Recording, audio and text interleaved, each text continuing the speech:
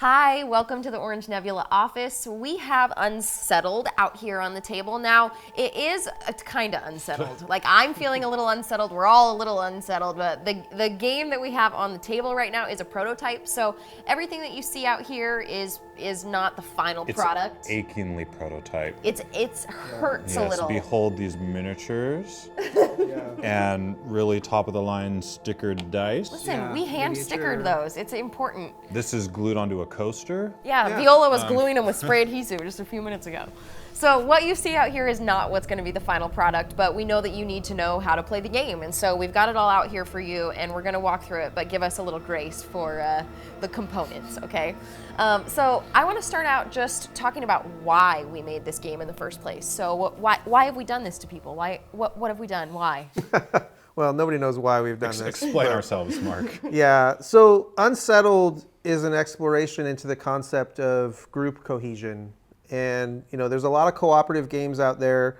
Quite honestly, I don't really connect very well to most cooperative games. It's just not my thing. And I felt like I wanted to challenge myself to think a little bit broader than I had in years past, outside of the competitive game, and explore this concept of group cohesion.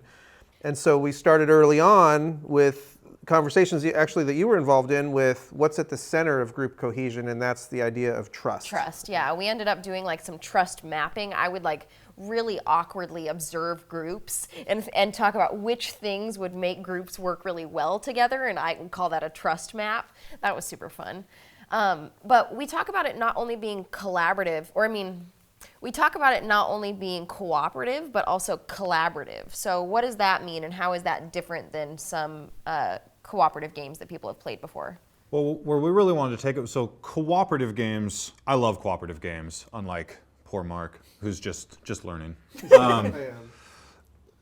But most cooperative games, it typically feels like we're all working toward a shared goal, but everyone's kind of isolated in their actions. So what we really wanted to do was bring it more into a real life kind of relationship between the players, where when people do things, it has an impact on the other players that isn't strictly toward the end goals. So we wanted it to feel a little more true to life in the way that it deals with people's personality traits or their emotions, or maybe sometimes if a player is acting really aggressive to get something done, that intimidates other players, and that changes the way that their abilities manifest in the game. It's helped us learn how to deal with Tom. Yeah. Most. Has it? Yeah, pretty much. Or do you just keep telling yourselves that? Yeah, the awareness of what you do and say and how that affects other people is central to group dynamics. And if we could bring that into the game to a certain extent, that's what we've tried to do, and still make the game super fun and entertaining and all those things I think are important. We want that above the table talk that happens a lot in cooperative games to be about more than just, okay, I'm going to move here and do this, which will allow you to do your ability, and then but then I can move this over here. Like that's all interesting, and this game, of course, has that. But we wanted that conversation to involve things that are more personal. So if I go over here and I do that, how is that going to make this character feel, or is that going to really inspire someone to be able to move to this next level in what they're able to do? And how's your personality dealing with this low trust that we have right now? So we wanted to have that same above the table talk that you have in cooperative games, but have the substance of the conversation be a little more thought-provoking about what this would actually be like for a group of people in this situation. Yeah, and just for one little tiny example, I've got Keep it tiny. a unique peculiarity about my personality. My current state, based on our group trust level, is I'm egotistical. And what that means is if I complete an opportunity, group cohesion goes down because my focus on personal achievement can rub people the wrong way. However, if group trust goes down, I flip and I become inspirational, and I get a different ability because my relentless drive to succeed motivates and encourages those around me. So these dynamics can change in the game, and that's a really interesting aspect of this game. Yeah, anytime you're playing a collaborative game, you could be making choices that actually alter the way that people are trusting each other. But in this game, we've mechanized it so that you can see it's not just happening over the table. It's being shown on the board, how that's being affected.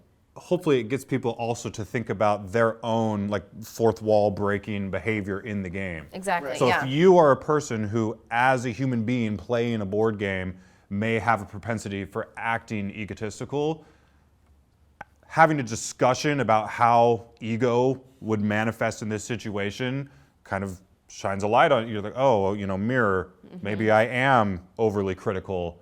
And it just, we want people to be thinking about this type of experience differently than they normally would. Yeah, and the group gets to navigate that now, right? So I've got benefits and detriments to my character, just like everybody, and basically we're leveraging each other's strengths is the premise of the game. I don't want to shine too too bright a light on that, because the mechanics and the deep, story and environment in the game are really cool.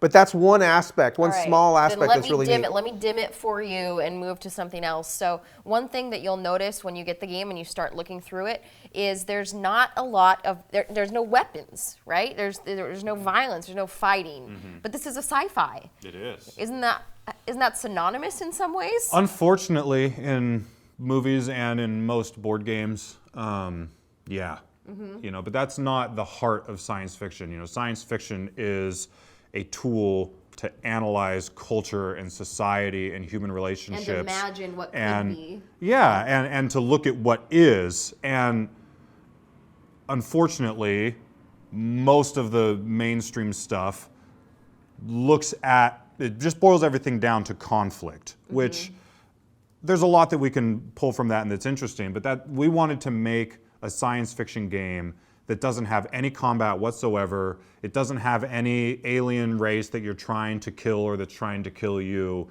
We think that space and bizarre, strange worlds by themselves are interesting enough. If you were to go and find a new alien planet, like, it's already dangerous because of the air.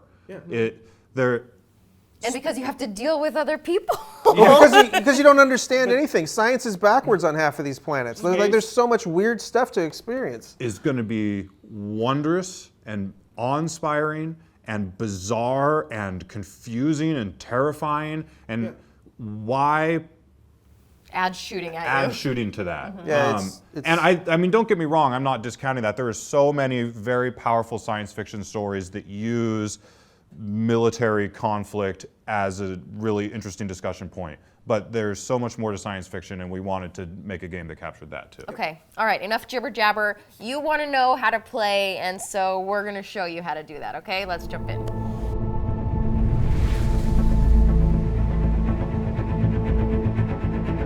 Okay, so what you're most excited to hear about is how do you win? So, Pumped to Tom, not die. Tell us how we don't die. Okay, well, the trick to not dying is to do all the things you need to do to survive. So when you land on a planet, all you will have in front of you is your ship.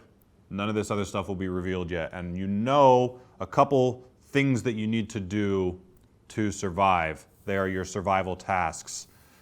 At the start of the game, you have 2 of them. Throughout the game, more of them may be revealed. If at any point you've completed all of the revealed survival tasks, you win. So a survival task may be something like replenish the food supply. And so basically all going down on this planet is we need to get more food. Or else we're going to die, all of us. But you have no idea how you're going to do that because this is a completely foreign environment. You have no idea, if anything, what is an edible looks like here. You just are exploring to figure out food. You may have something like this one here from the first scenario in the game is commemorate the dead. So right now when you land, your ship is full of the dead bodies of your crew. Just rip that Band-Aid off, sorry about that. And so you have to do something about that because it's not, sanitary or good for your mental health. So we have to commemorate the dead, bury the dead, and replenish the food supply. So those are our goals when we land on the planet, is find a place and way to do these things. And then as we're playing, more things may happen to us that then become important for our survival, like the ship gets sucked underground, or someone has tentacles stuck to their head that need to be removed before we can leave. That happened earlier to me. Yeah, in real life. And those things need to be dealt with before you can leave. So those things come out, and then they all have to be dealt with in order to win. Okay, great. That sounds pretty straightforward, as does your endurance. So you've got a dashboard that we'll show you in a little bit. Are we going to show them about how we die now? When your endurance runs out, you die. You lose consciousness, and then if everybody's endurance runs out, you die. This game is difficult, so we believe that cooperative games should be difficult. And if you don't work well together and find your efficiencies and leverage each other's strengths, you will lose and you will die. So if you back this game, prepare to die, because at some point you're going to. End of video. End of video.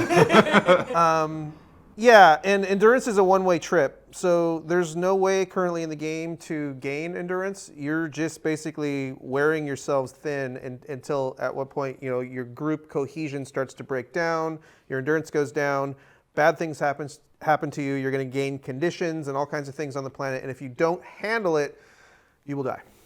So if one person loses endurance, can the rest of the group still play?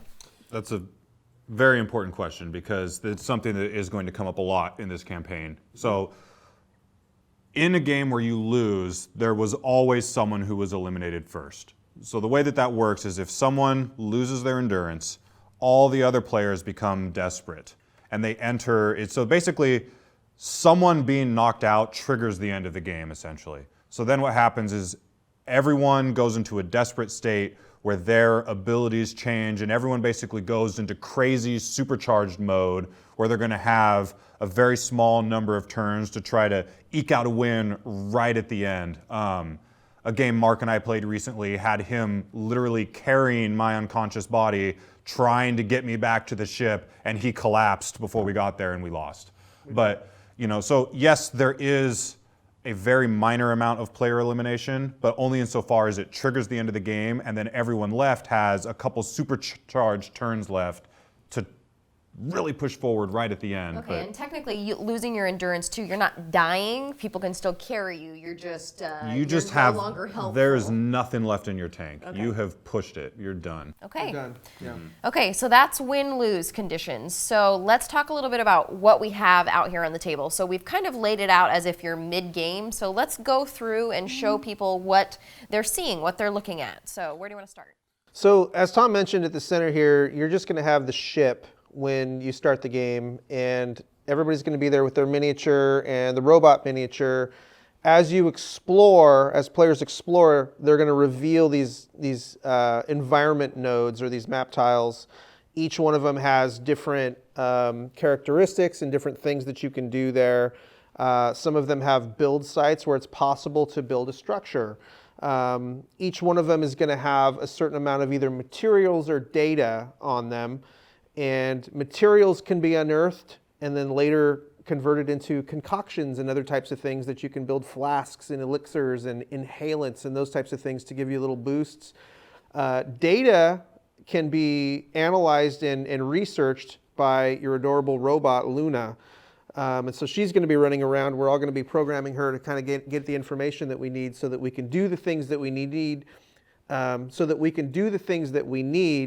to survive and to advance in the sciences. And so over here, we have the science boards. There's one for the formal sciences, one for the natural sciences, and one for the applied sciences. And right now, what that kind of breaks down to is this one focuses on robotics. This one focuses on a laboratory and concocting flasks and elixirs and those types of things. And this one over here is engineering. So chemistry, engineering, and robotics. Okay, so what about the player dashboards, Tom? Can you show us a little bit about what's going on the dashboard? So the player dashboards have your 3 focus, which we'll talk about more in a minute. That's kind of the main mechanic of the game. A little more abstractly, you have your endurance track on the side. You have your expertise here on the side. So as you're exploring the world and finding discoveries and taking actions, you're going to learn things about this environment that will increase your expertise. And as your expertise increases, they stack up over here. And so, you can become sort of the specialist in applied sciences on this planet, which give you extra abilities and reduce your costs and things like that. We can talk about that more in a minute. Here in the middle, we have these 3 spaces that are your capacity. So on a basic level, you can use these spaces to carry inventory around. So you can have 2 different things that you find on the planet. So you might be carrying around a screaming frog and these mixogastric balls. Of course. But then as you're playing, so let's say you go into this really nasty terrain, you may gain a condition. Well, now I have the condition of floating, and floating is taking up some of my capacity. And so I can now carry less things. If I have 2 conditions, I can't carry anything because I'm floating and I'm nauseous, and that's really consuming all of my capacity of being. I can't also focus on handling inventory. And by the way, now that he's got 2 conditions, he can't get those off by himself. So another team member needs to come use the support action to remove one of those. There are some exceptions and some technologies that we can discover over time that would help with those types of things. But for the most part, when something besets you, you're looking to your team to help. The main thing that we have on the player dashboards are your focus. So in the game, you have awareness, wonder, and energy. And the main mechanic of the game is setting your focus on different tasks throughout the game. Think of the tasks as action spaces.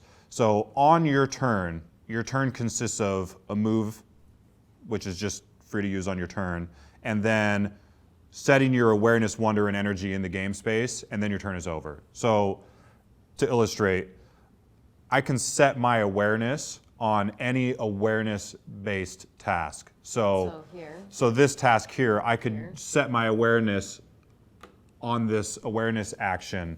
And then when you set them, you'll notice that there's a quantity listed in a series around these blocks. They look like dice, but they're not actually dice. It's a series, a decreasing series of the quantity of that focus that you have. So wonder, I have 3 right now. If I was to set it on one of these wonder spaces, as I was setting it, I would pip it down to 2. Now I have 2 wonder left moving forward. So on my turn, let's say I take these 3 arbitrary actions. Now my turn is over. These come back to my board. That's how you take a turn, is you use your awareness. You use your focus in the world. It's interesting to note that while these things are decreasing, you never reach a point where you have less utility and you can't do what you want. 0 is just a time symbol. So at any point where you are out of awareness, you can still take an awareness action. You're just worn down and it costs you extra time. So you could continue to keep taking actions on your turn without resting these dice to increase them forever. You just are worn down and time starts advancing on the track much faster than it normally would. What happens when time advances? So, Mark, you want to take time? Sure. Let's take time. Let's do it.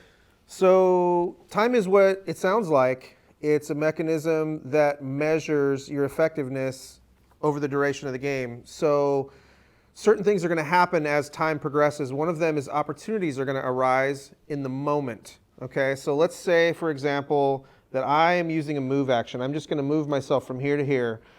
There's a time symbol on this space, so it's going to consume time for me to go from here to here. If there were more than one, like if I were down here and I move from here to here, it consumes 2 time.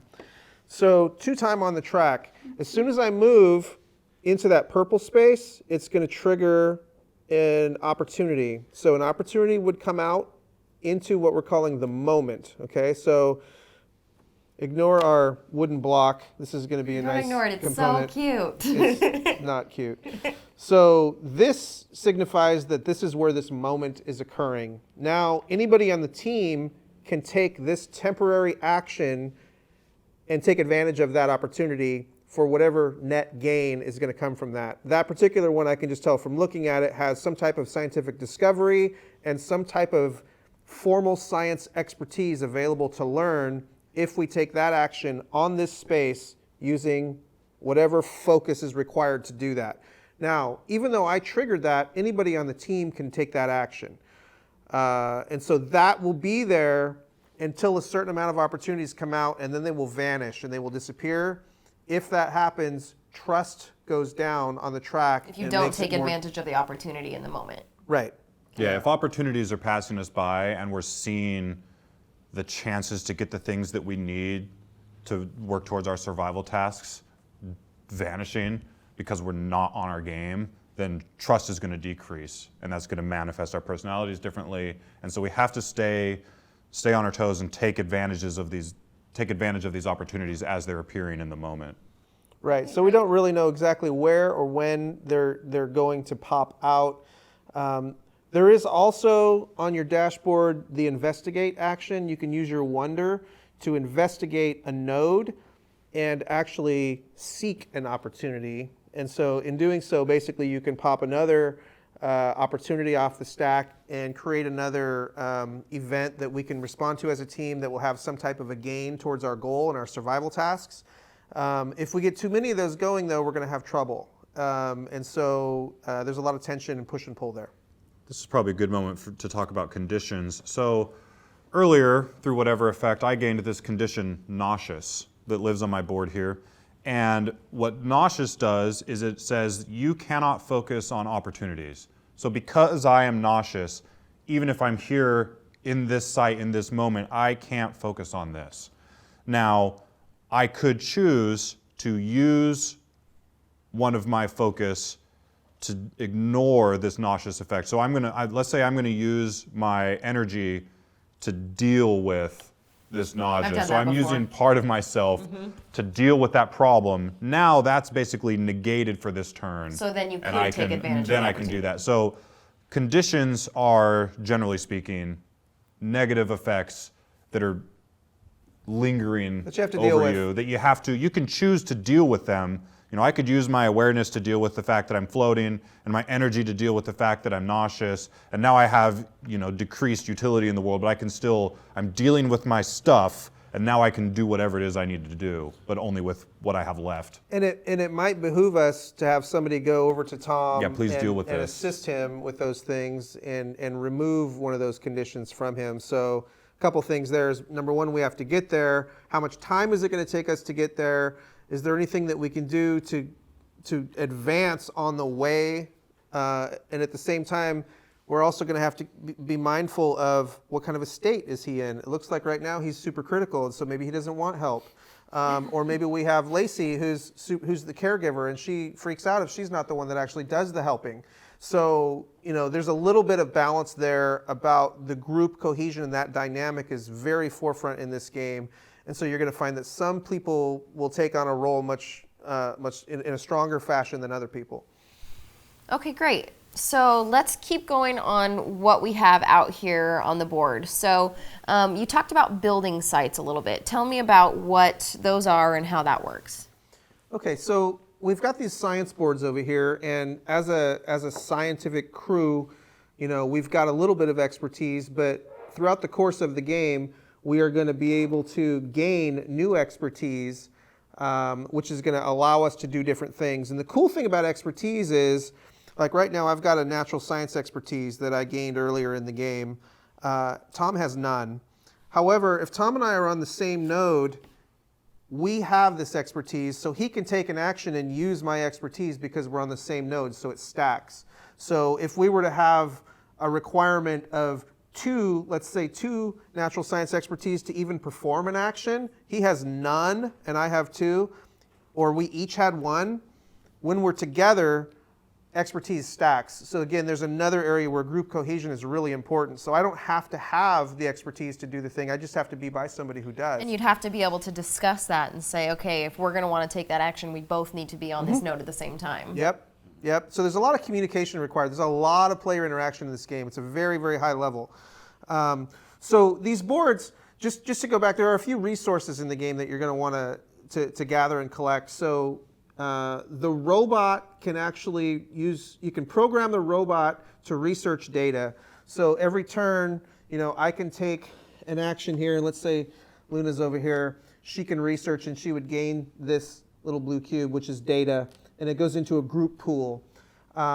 We, as explorers, can unearth new materials wherever they're available on the map by using our focus to do that. So we would, pip down to use this action, gain those materials. And then also we have a certain amount of power in our suits and our ship that we have to manage, either consuming that power or charging that power. And so we can use our energy to do that. We can use our energy to charge power, but we can also use the technology that we have to use these special abilities. We could consume that power to do that. On each of these, we have a little mini structure that we can build out in the world that's going to help us find the things that we need to survive. In the formal sciences, we can build the research hut. So if we pay the cost, we can deploy this on any one of the available building sites that we uncover. The laboratory comes from the natural sciences, and then the workshop, kind of an engineering-focused thing that we can do from the applied sciences.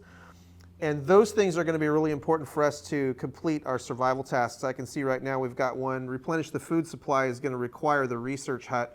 So at some point, we're going to need to get this deployed. We're going to need to get there. We're going to have to contribute whatever the criteria are there to the research hut.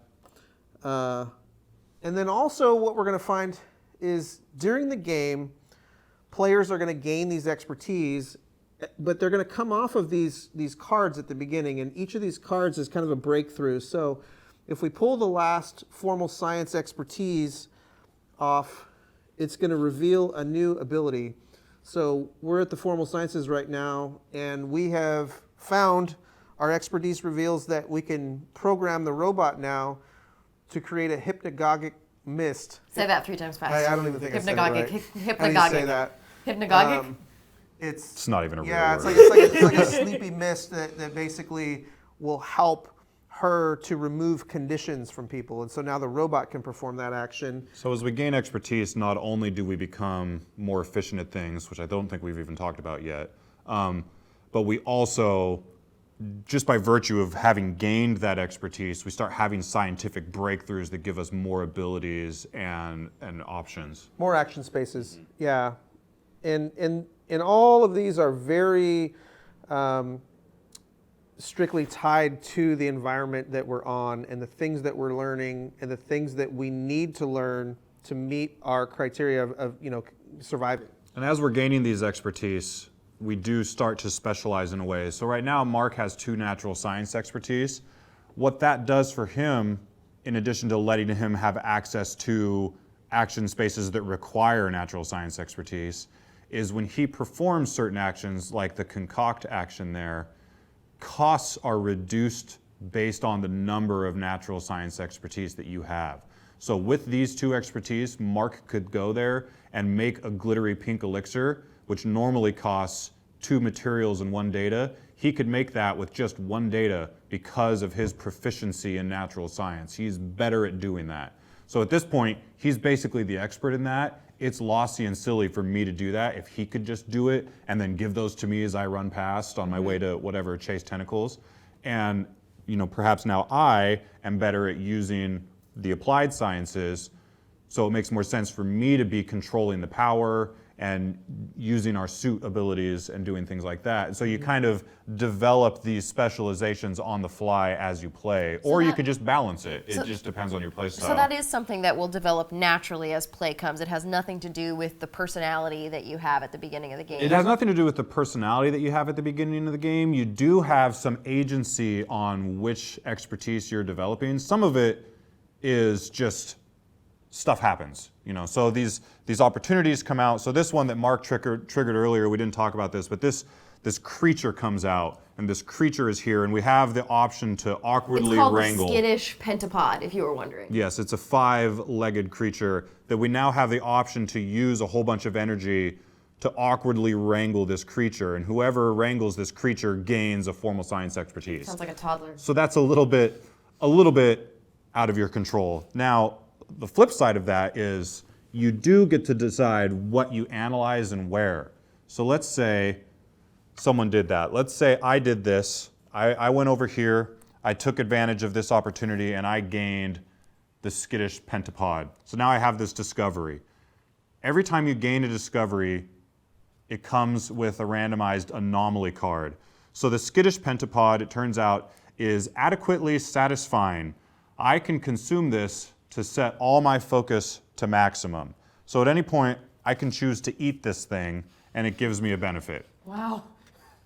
It also has a keyword on it that says food, which just happens to be one of the things that we need for our survival tasks. So now, this survival task says that one of the options to complete this is to get an item that qualifies as food to the research hut.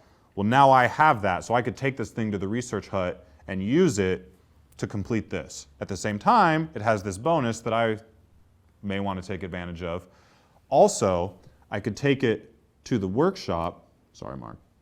Don't touch Don't his touch orange. his orange pieces. That's right. You know that Hands playing off. with Mark. So there are 3 different of these little module buildings. Depending on where you take an item to research it, you get expertise, the associated expertise. So if I take this to the workshop and I've got these all kerbobbled here, I use my energy to analyze this at the workshop, I would gain an applied science expertise. Which gets us closer to the next breakthrough. And now I am, Now you have since to I'm kind of currently specializing in this, that makes sense. I could have, on the other hand, if the laboratory had been built and the laboratory was out here, I could have analyzed it at the laboratory instead, in which case I would have gotten a natural science instead of this applied science. So you do have some agency in how you're leveling up your character. Each of these things can only be analyzed once. So now that I've analyzed it, I switch it to the has been analyzed side. And so now I've used that for that expertise. So every time you play, when you discover these things, they're going to have different scientific properties assigned to them, and it's going to unfold in a completely different way every time you play, so it's not going to be exactly the same. Yeah, so this pentapod could have just as easily had an invigorating aura. Now it doesn't even have the food characteristic, but it does let me set one focus every single turn without pipping it down. So there's a dozen of those cards, and so every time you discover something, there's going to be some different, unique ability or anomaly associated with it. And there's tension between whether you want to keep that ability or if you want to turn it in for the survival task as things get harder and harder in the game. And that's the tension that's going to come between your own individual choices and what's going to be best for the team overall. Absolutely. And making those decisions is where some of that tension is going to come from. Well, so for example, just to extrapolate on that, this piece here has the condition of being a molecular sieve, which is required for some of our survival tasks. If I had that discovery and it had this invigorating aura, okay, this is necessary for a survival task, but it is really increasing my agency in the world to be able to place my focus without pipping down every time. So now I kind of want to keep this, but we also kind of want to not die. And so how long can I keep it? And maybe we'll find, why don't we do this other option and I can just keep this the whole time? And Yeah, it might also have a criteria for 2 different survival tasks. So which one do you want to complete first or when, based on what everybody else is doing? So there's a limited amount of options that you have so that you're not ever, looking at too many different things, but at the same time, the world is so open and different, you're going to have to communicate to figure out, well, who's best suited to do that? And gosh, maybe that ability really would help me more with what I'm trying to do. So I get to Tom, he actually gives me that whole thing, the discovery and its ability, and then he's going and doing something else and I'm using it for a while. And all the while, we're trying to construct the laboratory because we've all been infected by spores and we need to delouse ourselves. Or, Right. perhaps It's really bad. chittering slurp gurglers come out and we're trying to distract them with treats so we can capture them and use them for food. Oh, but they're cute. And delicious. And delicious. Yeah. Yeah, and we might find that we really need to go into this, bleeding Clathrus Grove, which gives everybody a nasty condition when they go in there, but that's the only place we can really focus on gaining trust right now and getting these materials which we super need so that we can, make these concoctions that we need. And one thing that's really important to touch on now is that this is just one planet. This is that's key. one planet. So all of the framework that we've been discussing on how the game works is applied to different planets or scenarios. So can we talk about that a little bit? Absolutely. So the thing that we're really excited about in this game is you can play this game again and again and again on this planet and have all kinds of nuanced things happen. Story is going to emerge differently every time. Your team dynamics are going to change. You won't even scratch the surface of this deck or this deck or this deck on any one playthrough. Yeah. Yeah, you'll have to play it a lot to really get into the nuances of it. And you might have to play it a lot just to beat it, to be honest.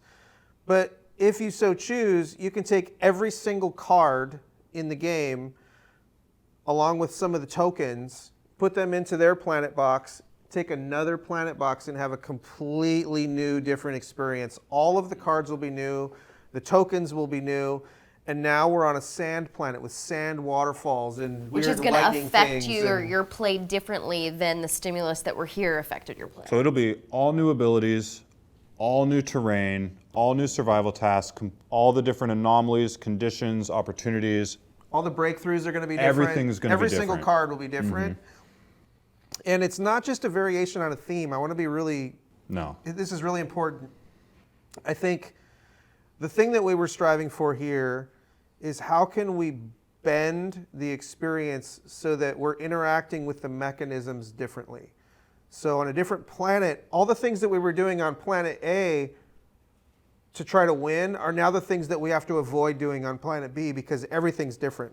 So the goal was to make a basic, simple framework from which we can then twist everything so you're having a completely different experience and you're having to think about things completely differently and all the pieces are relating to each other in new and different and unique ways, but you don't have to relearn any rules. So you're having a completely new play experience in the exact same rule framework. So on the sand planet that Marc is talking about, it may be that, and I'm just making stuff up right now, but you may come to a planet where the conditions, certain conditions are necessary to go in rooms, or maybe on this planet, there's elevation is an issue, and you need to get higher. So the and floating condition is going to be yeah, helpful. so maybe you need to drink 2 concoctions that give you elevation, and you need to be carrying a flower that gives you elevation, and now you have 3 elevations, so you can go here and do this action. Right. And that wasn't even a thing in the last game. Right. And we want to make it so that all the pieces do something different, but the rules for them don't change. You just have to think about how you're using them. Dramatically differently. And then again, within the framework of a group cohesion. So yeah, we might find that one planet, all of the nodes shift from blue to red, and you can't go into a red node unless you have a red crystal. And oh my gosh, it just changed, so now I can't go into the node I wanted to. Like, Tom, how can you help me do that? Right, but Like- that type of movement restriction didn't exist at all on the last planet. Oh yeah. And maybe on the everything's next different. planet, there's a similar movement restriction, but it's completely tied to your conditions instead of what you're carrying. Yeah. Yeah, and maybe there's no normal movement on this planet at all. We all have to basically teleport from node to node based on how much power we have. We're just making this up, but the entire framework is set so that we can use our imagination to create dramatically, vastly different game experiences with the same system so that 5 years from now, 10 years from now, when you see this game on your shelf, it's not dead. It's got all kinds of things that you can do with it, and you've played each of them a lot. Yeah, we're designing every planet with the assumption that that's going to be the only planet you have. Yep. And you just play it again and again and again and again, and it's tons of fun. But then it's not the only planet. There are others that you can choose to play. And if you don't like a planet, Don't play it. yeah, don't play that one. You Okay. can play another one dozens of times. A couple questions I'm anticipating is, so how many players are we at? We're at, Well, there's 2 of us sitting here. I know, I don't mean right now. I mean 2 to like 4. 2 to 4, okay? 2 to 4 players. And what are we looking at for game time? 60 to 90 minutes is that sweet spot that we always want to hit. Anything longer than that, aside when you're learning the game, it takes longer, but 60 to 90 minutes is a nice sweet spot for us. Okay, now the personality traits that we have out here, are they randomized? How are people getting the personality traits that they have? So the way it is in the rules is when you're setting up the game, everyone's randomly dealt 2, and you can select the one that you want.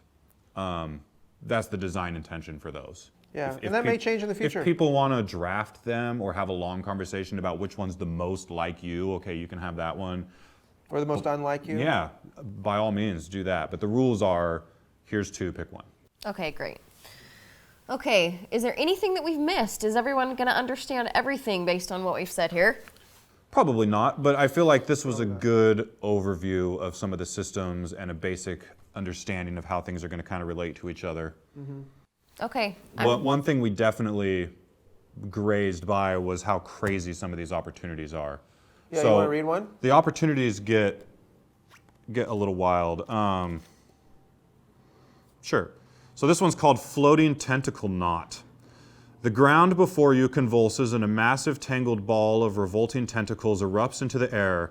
With sticky sucking sounds, the tendrils lash out, snagging and dragging anything they can reach up toward the horrifically barbed orifice at the knot's center. Whoa. So, to complete this one, someone would be required to sacrifice a discovery from their inventory. Oh, wow. So you would throw something to this, and it would suck it up, and then it would plunge back into the earth, and you would gain experience, and you would gain trust for eliminating the tentacle knot problem. There are other ones where something sticks to your face, and someone has to come and get it off you, and until they do, you've got a problem. There's another one where it's called translucent megaworm. Yeah. And this worm comes out and it touches you and it basically hypnotizes you, and you pick it up and you're just carrying it around and you're basically in love with this giant worm, and someone's gonna have to help you with that problem. There's one called launch lichen, where there's this little lichen plant that just spits these little seed pods out and then they explode. And so you have the option of, so it's basically this action space that then exists on the board where anyone can walk over there and take one of these little seed pods, and then it blasts you into the air and you get to land wherever you want. And so it's like a 3-time teleport, but the teleport is explosive seed pod. Yeah. And there's, Of course it is. 24 of these things Yeah. on each planet, and they're all wildly different. Yeah, it's a wild ride, and it's not easy. We're going to have to work together to make it all work. And again, all the resources are pooled, so you might find that you're contributing a lot, or let's just say Tom's contributing a lot, and Yes, I just let's decide I'm going to say. spend it all. And now I just spend it all to do some cool thing for me, but Tom just spent the last turn, building that up. How does that affect our team cohesion, knowing that you did all the work and I got the benefit? Because it's not a me thing, it's a we thing. We got the benefit. So actually now I was able to complete something that's good for us. So that's high fives, right? That's the goal. I got the back high five. Come on. Backhand. Well, I'm upset about the power thing. I understand. Trust down. Trust just went down. See how that works? Yeah.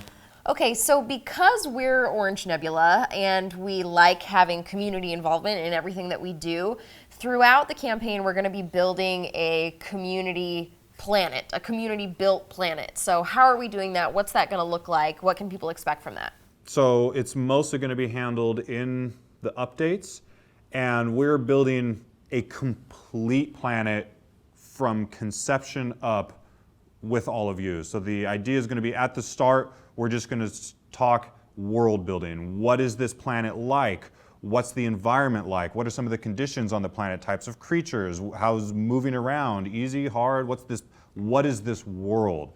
And then from there, we'll vote on some of those options. And then once we have that narrowed down, we'll move into, okay, well, what are the main things you're trying to do on that planet to not die? So what are your survival tasks for that planet? What are your goals?